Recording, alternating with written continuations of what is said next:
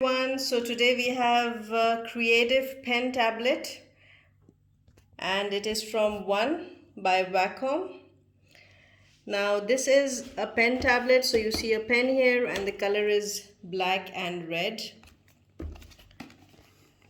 This Wacom is from Europe, and the brand is originally from Germany, but this product is from China. This is the model number. Okay, let's open it. So if you see here, there's the size is already here. This is medium size.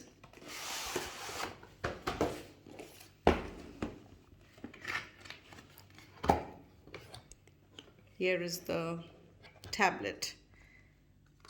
Now it is red and black color. Okay. Here is the cable which we will need to connect this with any other device like your laptop, desktop, tablet, anything that you need this for.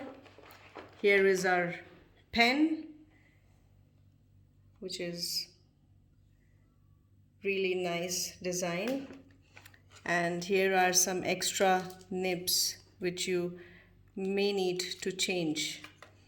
Now here is a small booklet which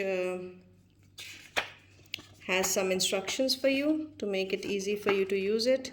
And here if you see the website which you will need, so once you go here it will download some software which will make the usage of this device very easy for you.